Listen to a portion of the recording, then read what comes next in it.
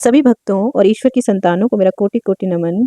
जैसा कि हमने श्रीमद् भागवत गीता का अध्ययन आरंभ किया था, आज हम चतुर्थ अध्याय का अध्ययन करेंगे। तो आइए शुरू करते हैं। यहाँ ज्ञान शब्द परमार्थ ज्ञान अर्थात तत्व ज्ञान का, कर्म शब्द कर्म योग अर्थात योग मार्ग का और संन्यास शब्द संख्य योग अर्थात ज्ञान मार्ग का वाचक है। विवेक ज्ञान और शास्त्र ज्ञान भी ज्ञान शब्द के अंतर्गत हैं। इस चौथे अध्याय में भगवान ने अपने अवतरित होने के रहस्य और तत्व सहित कर्म योग और तथा संन्यास योग का और इन सब के फलस्वरूप जो परमात्मा का तत्व अर्थात ज्ञान है उसका वर्णन किया है। इसलिए इस अध्याय का नाम ज्ञान कर्म संन्यास योग रखा गया है। प्रसंग। अब भगवान पुनः उसके संबंध में बहुत सी बातें बतलाने के उद्देश्य से उसी का प्रकरण आरंभ करते हुए पहले 3 श्लोकों में उस कर्मयोग की परंपरा बतलाकर उसकी अनादिता सिद्ध करते हुए प्रशंसा करते हैं। श्री भगवान बोले, मैंने इस अविनाशी योग को सूर्य से कहा था। सूर्य ने अपने पुत्र वैवस्वत मनु से कहा और मनु ने अपने पुत्र राजा इक्ष्वाकु से कहा, हे परंतप अर्जुन, इस प्रकार परंपरा से प्राप्त इस योग को राज ऋषियों ने जाना, किंतु उसके बाद वे योग बहुत काल से इस पृथ्वी लोक में लुप्त प्राय हो गया है। तू मेरा भक्त और प्रिय सखा है, इसलिए वही ये पुरातन योग आज मैंने तुझको कहा है, क्योंकि ये बड़ा ही उत्तम रहस्य है अर्थात गुप्त रखने योग्य विषय है। प्रसंग। उपयुक्त वर्णन से मनुष्य को स्वाभाविक ही ये शंका हो सकती है कि भगवान श्री कृष्ण तो अभी द्वापर युग में प्रकट हुए हैं और सूर्यदेव मनु एवं इक्ष्वाकु बहुत पहले हो चुके हैं। अब तब इन्होंने इस योग का उपदेश सूर्य के प्रति कैसे दिया? अतएव इसके समाधान के साथ ही भगवान के अवतार तत्व को भली प्रकार समझने की इच्छा से अर्जुन पूछते हैं। अर्जुन बोले, आपका जन्म तो अर्वाचीन अभी हाल का है और सूर्य का जन्म बहुत पुराना है, अर्थात कल्प के आदि में हो चुका था। तब मैं इस बात को कैसे समझूं कि आप ही ने कल्प के आदि में सूर्य से ये योग कहा था? इस प्रकार अर्जुन के पूछने पर अपने अवतार तत्व का रहस्य समझाने के लिए अपनी सर्वज्ञता प्रकट करते हुए भगवान कहते हैं। श्री भगवान बोले, हे परंतप अर्जुन, मेरे और तेरे बहुत से जन्म हो चुके हैं, उन सबको तू नहीं जानता, किंतु मैं जानता हूँ। प्रसंग। भगवान के मुख से ये बात सुनकर कि अब तक मेरे बहुत से जन्म हो चुके हैं, ये जानने की इच्छा होती है कि आपका जन्म किस प्रकार होता है और आपके जन्म में तथा अन्य लोगों के जन्म में क्या भेद है। अतएव इस बात को समझाने के लिए भगवान अपने जन्म का तत्व बतलाते हैं। मैं अजन्मा हूँ और अविनाशी स्वरूप होते हुए भी तथा समस्त प्राणियों का ईश्वर होते हुए भी अपनी प्रकृति को अधीन करके अपनी योग माया से प्रकट होता हूँ। प्रसंग। इस प्रकार भगवान के मुख से उनके जन्म का तत्व सुनने पर ये जिज्ञासा होती है कि आप किस किस समय और किन किन कारणों से इस प्रकार अवतार धारण करते हैं। इस पर भगवान 2 श्लोकों में अपने अवतार के अवसर हेतु और उद्देश्य बतलाते हैं। हे भारत, जब जब धर्म की हानि और अधर्म की वृद्धि होती है, तब तब मैं अपने रूप को रचता हूँ, अर्थात साकार रूप से लोगों के सम्मुख प्रकट होता हूँ। साधु पुरुषों का उद्धार करने के लिए, पाप कर्म करने वालों का विनाश करने के लिए और धर्म की अच्छी तरह से स्थापना करने के लिए मैं युग युग में प्रकट हुआ करता हूँ। प्रसंग। इस प्रकार भगवान अपने दिव्य जन्मों के अवसर हेतु और उद्देश्य का वर्णन करके अब उन जन्मों की और उनमें किए जाने वाले कर्मों की दिव्यता को तत्व से जानने का फल बतलाते हैं। हे अर्जुन, मेरे जन्म और कर्म दिव्य अर्थात निर्मल और अलौकिक हैं। इस प्रकार जो मनुष्य तत्व से जान लेता है वे शरीर को त्याग कर फिर जन्म को प्राप्त नहीं होता, किंतु मुझे ही प्राप्त होता है। इस प्रकार भगवान के जन्म और कर्मों को तत्व से दिव्य समझ लेने का जो फल बतलाया गया है वे अनादि परंपरा से चला आ रहा है। इस बात को स्पष्ट करने के लिए भगवान कहते हैं, पहले भी जिनके राग भय और क्रोध सर्वथा नष्ट हो गए थे और जो मुझ में अनन्य प्रेम पूर्वक स्थित रहते थे, ऐसे मेरे आश्रित रहने वाले बहुत से भक्त उपयुक्त ज्ञान रूप तप से पवित्र होकर मेरे स्वरूप हो प्राप्त हो चुके हैं। प्रसंग। पूर्व श्लोकों में भगवान ने ये बात कही कि मेरे जन्म और कर्मों को जो दिव्य समझ लेते हैं उन अनन्य प्रेमी भक्तों को मेरी प्राप्ति हो जाती है। इस पर यह जिज्ञासा होती है कि उनको पाप आप किस प्रकार और किस रूप में मिलते हैं। इस पर कहते हैं, हे अर्जुन, जो भक्त मुझे जिस प्रकार भजते हैं मैं भी उनकी उसी प्रकार उसी प्रकार भजता हूँ, क्योंकि सभी मनुष्य सब प्रकार से मेरे ही मार्ग का अनुसरण करते हैं। प्रसंग, यदि ये बात है तो फिर लोग भगवान को ना जानकर अन्य देवताओं की उपासना क्यों करते हैं? इस पर कहते हैं, इस मनुष्य लोक में कर्मों के फल को चाहने वाले लोग देवताओं का पूजन किया करते हैं, क्योंकि उनको कर्मों से उत्पन्न होने वाली सिद्धि शीघ्र मिल जाती है। प्रसंग, 9वें श्लोक में भगवान के दिव्य जन्म और कर्मों को तत्व से जानने का फल भगवान की प्राप्ति बतलाया गया है। उसके पूर्व भगवान के जन्म की दिव्यता का विषय तो भली भांति समझाया गया, किंतु भगवान के कर्मों की दिव्यता का विषय स्पष्ट नहीं हुआ। इसलिए अब भगवान 2 श्लोकों में अपने सृष्टि रचनादि कर्मों में कर्तापन, विषमता और स्पृहा का अभाव दिखलाकर उन कर्मों की दिव्यता का विषय समझाते हैं। ब्राह्मण, क्षत्रिय, वैश्य और शूद्र, इन 4 वर्णों का समूह गुण और कर्मों के विभाग पूर्वक मेरे द्वारा रचा गया है। इस प्रकार उस सृष्टि रचना आदि कर्म का कर्ता होने पर भी मुझ अविनाशी परमेश्वर को तू वास्तव में अकर्ता ही जान। कर्मों के फल में मेरी सप्रहा नहीं है, इसीलिए मुझे कर्म लिप्त नहीं करते। इस प्रकार जो मुझे तत्व से जान लेता है वे भी कर्मों से नहीं बनता। प्रसंग, इस प्रकार भगवान अपने कर्मों की दिव्यता और उसका तत्व जानने का महत्व बतलाकर अब मुमुक्ष पुरुषों के उदाहरण पूर्वक उसी प्रकार निष्काम भाव से कर्म करने के लिए अर्जुन को आज्ञा देते हैं। पूर्व काल के मुमुक्षाओं ने भी इस प्रकार जानकर ही कर्म किए हैं, इसीलिए तू भी पूर्वजों द्वारा सदा से किए जाने वाले कर्मों को ही कर। कर्म क्या है और अकर्म क्या है, इस प्रकार इसका निर्णय करने में बुद्धिमान पुरुष भी मोहित हो जाते हैं। इसलिए वे कर्म तत्व में तुझे भली भांति समझाकर कहूंगा, जिससे जानकर तू अशुभ से अर्थात कर्म बंधन से मुक्त हो जाएगा। प्रसंग, यहाँ स्वभावतः मनुष्य मान सकता है कि शास्त्र विहित करने योग्य कर्मों का नाम कर्म है और क्रियाओं का स्वरूप से त्याग कर देना ही अकर्म है। इसमें मोहित होने की कौन सी बात है और इन्हें जानना क्या है, किंतु इतना जान लेने मात्र से ही वास्तविक कर्म अकर्म का निर्णय नहीं हो सकता। कर्मों के तत्व को भली भांति समझने की आवश्यकता है। इस भाव को स्पष्ट करने के लिए भगवान कहते हैं, अकर्म का स्वरूप भी जानना चाहिए और अकर्म का स्वरूप भी जानना चाहिए तथा निषिद्ध कर्म का स्वरूप भी जानना चाहिए, क्योंकि कर्म की गति गहन है।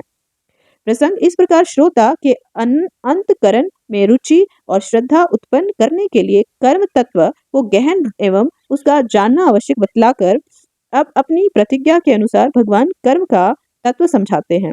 जो मनुष्य कर्म में अकर्म देखता है और जो अकर्म में कर्म देखता है वे मनुष्यों में बुद्धिमान है और वे योगी समस्त कर्मों को करने वाला है।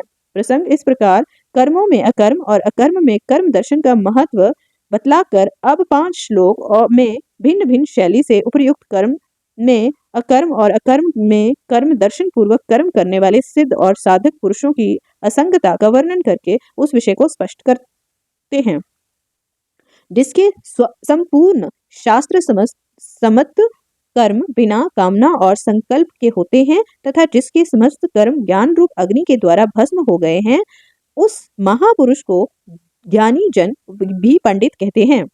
जो पुरुष समस्त कर्मों में और उनके फल में आसक्ति का सर्वथा त्याग करके संसार के आश्रय से रहित हो गया है और परमात्मा में नित्य तृप्त है, वे कर्मों में भली भांति बरतता हुआ भी वास्तव में कुछ भी नहीं करता। प्रसंग, उपर्युक्त श्लोकों में ये बात कही गई है कि ममता, आसक्ति, फलेच्छा और अहंकार के बिना केवल लोक संग्रह के लिए शास्त्र सम्मत यज्ञ, दान और तप आदि समस्त कर्म करता हुआ भी ज्ञानी पुरुष वास्तव में कुछ भी नहीं करता, इसीलिए वह कर्म बंधन में नहीं पड़ता। इस पर यह प्रश्न उठता है कि ज्ञानी के आदर्श मानकर उपयुक्त प्रकार से कर्म करने वाला साधक तो नित्य नैमित्तिक आदि कर्मों का त्याग नहीं करते, निष्काम भाव से सब प्रकार के शास्त्र विहित कर्तव्यों कर्मों का अनुष्ठान करते रहते हैं। इस प्रकार वे किसी पाप के भागी नहीं बनते, किंतु जो साधक शास्त्र विहित यज्ञ, दान आदि कर्मों का अनुष्ठान न करके केवल शरीर निर्वाह मात्र के लिए आवश्यक शौच, स्नान और खान पान आदि कर्म ही करता है, वे तो पाप का भागी होता होगा। ऐसी शंका की निवृत्ति के लिए भगवान कहते हैं, जिसका अंतकरण और इंद्रियों के सहित शरीर जीता हुआ है और जिसने समस्त भोगों की सामग्री का परित्याग कर दिया है, ऐसा आशा रहित पुरुष केवल शरीर संबंधी कर्म करता हुआ भी पाप को नहीं प्राप्त होता। प्रसंग उपयुक्त श्लोकों में ये बात सिद्ध की गई है कि परमात्मा को प्राप्त सिद्ध पुरुषों का तो कर्म करने या न करने से कोई प्रयोजन नहीं रहता और ज्ञान योग के साधक का ग्रहण और त्याग शास्त्र समस्त आसक्ति रहित और ममता रहित होता है। अतः वे कर्म करते हुए या उनका त्याग करते हुए सभी अवस्थाओं में कर्म बंधन में सर्वथा मुक्त हैं। अब भगवान ये बात दिखलाते हैं कि कर्म में अकर्म दर्शन पूर्वक कर्म करने वाला कर्म योगी भी कर्म बंधन में नहीं पड़ता, जिसमें ईर्ष्या का सर्वथा अभाव हो गया है, जो हर्ष शोक आदि द्वंद्वों से सर्वथा अतीत हो गया है, ऐसा सिद्धि और असिद्धि में सम रहने वाला कर्मयोगी कर्म करता हुआ भी उनसे नहीं बंधता। प्रसंग यहाँ ये प्रश्न उठता है कि उपयुक्त प्रकार के किए हुए कर्म बंधन के हेतु नहीं बनते, इतनी ही बात है या उनका और भी कुछ महत्व है? इस पर कहते हैं, जिसकी आसक्ति सर्वथा नष्ट हो गई है, जो देहाभिमान और ममता से रहित हो गया है, जिसका चित्त निरंतर परमात्मा के ज्ञान में स्थिर रहता है, ऐसे केवल यज्ञ संपादन के लिए कर्म करने वाले मनुष्य के संपूर्ण कर्म भली भांति विलीन हो जाते हैं। पूर्व श्लोक में ये बात कही गई कि यज्ञ के लिए कर्म करने वाले पुरुष के समस्त कर्म विलीन हो जाते हैं। यहाँ केवल अग्नि में हवि का हवन करना ही यज्ञ है और इसके संपादन करने के लिए की जाने वाली क्रिया ही यज्ञ के लिए कर्म करना है। इतनी ही बात नहीं है, वर्ण आश्रम स्वभाव और परिस्थिति के अनुसार जिसका जो कर्तव्य है वे उसके लिए यज्ञ है और उसका पालन करने के लिए आवश्यक क्रियाओं का निस्वार्थ बुद्धि और लोक संग्रहार्थ करना ही उस यज्ञ के लिए कर्म करना है। इसी भाव को सुस्पष्ट करने के लिए अब भगवान 7 श्लोकों में भिन्न भिन्न योगियों द्वारा किए जाने वाले परमात्मा की प्राप्ति के साधन रूप शास्त्र विहित कर्तव्य कर्मों का विभिन्न यज्ञों के नाम से वर्णन करते हैं। जिस यज्ञ में अर्पण अर्थात श्रुआ आदि भी ब्रह्मा है और हवन किए जाने योग्य द्रव्य भी ब्रह्मा है तथा ब्रह्म रूप कर्ता के द्वारा ब्रह्मा रूप अग्नि में आहुति देना रूप क्रिया भी ब्रह्मा है। उस ब्रह्मा कर्म में स्थित रहने वाले योगी द्वारा प्राप्त किए जाने योग्य फल ही ब्रह्मा ही है। प्रसंग इस प्रकार ब्रह्मा कर्म रूप यज्ञ का वर्णन करके अब अगले श्लोक में देव पूजन रूप यज्ञ का और आत्मा परमात्मा के अभेद दर्शन रूप यज्ञ का वर्णन करते हैं।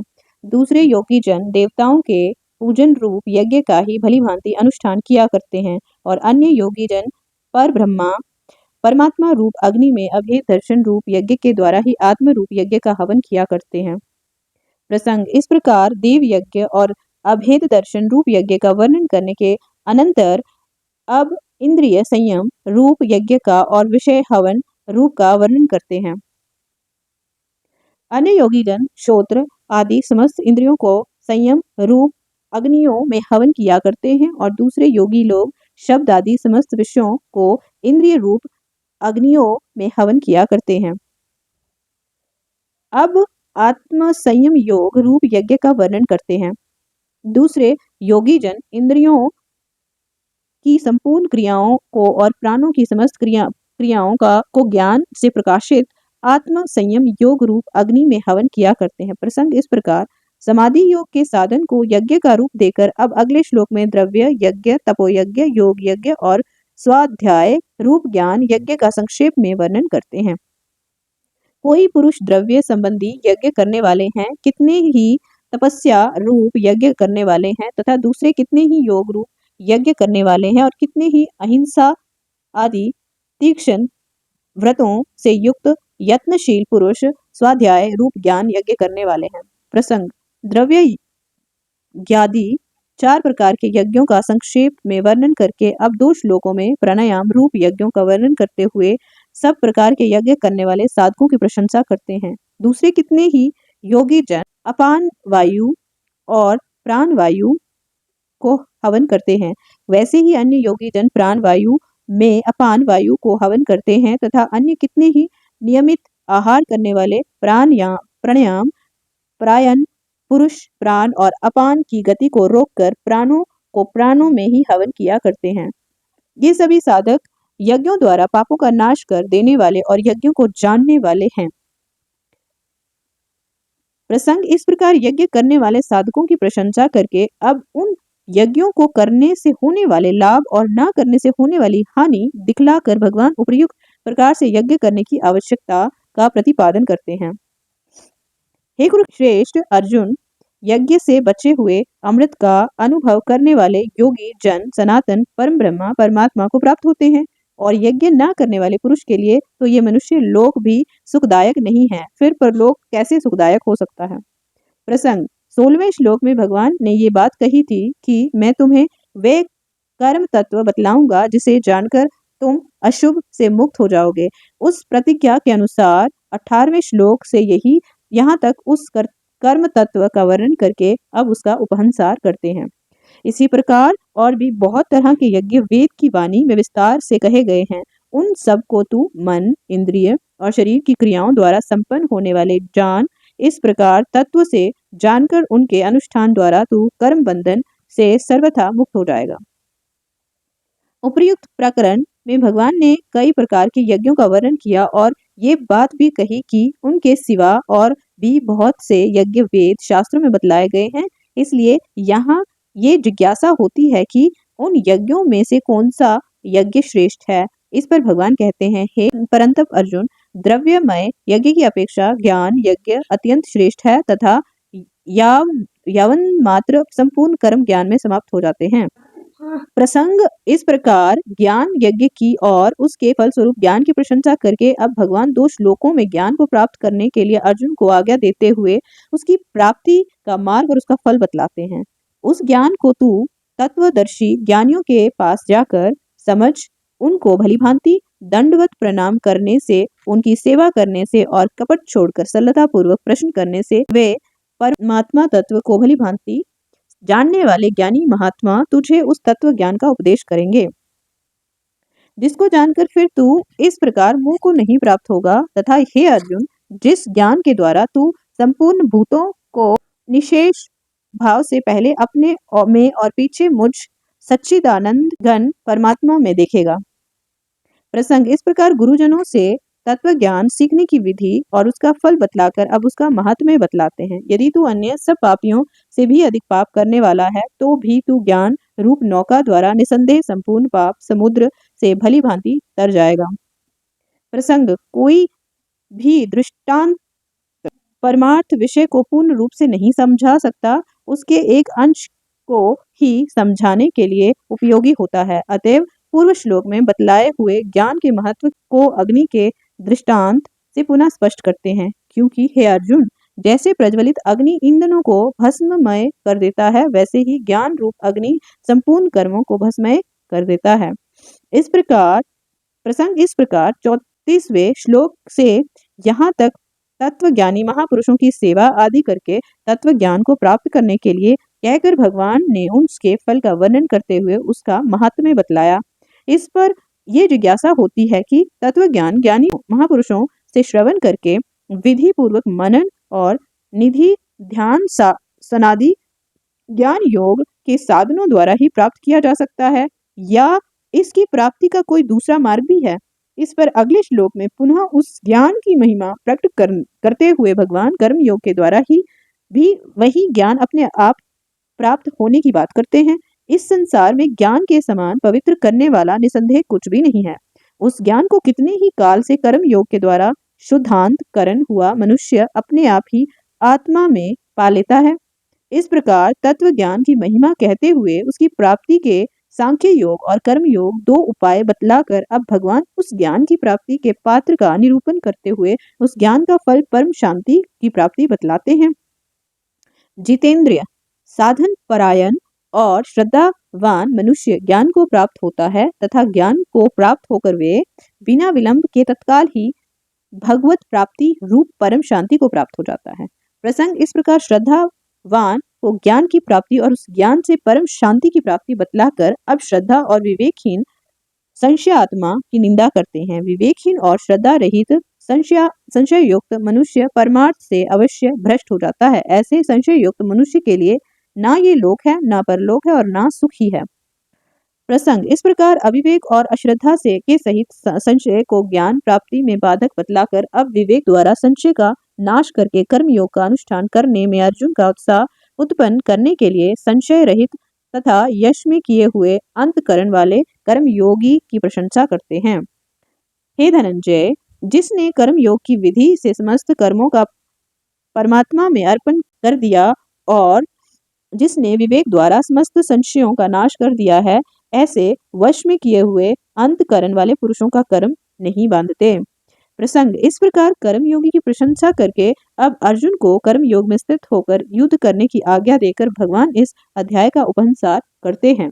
इसीलिए हे भरतवंशी अर्जुन, तू हृदय में स्थित इस अज्ञान जनित अपने संशय का विवेक ज्ञान रूप तलवार द्वारा छेदन करके समत्वरूप कर्म योग में स्थित हो जा और युद्ध के लिए खड़ा हो जा। इस तरह से हमारा चतुर्थ अध्याय समाप्त होता है। ईश्वर सदैव सबका कल्याण करे। धन्यवाद। मिलते हैं अगले अध्याय में।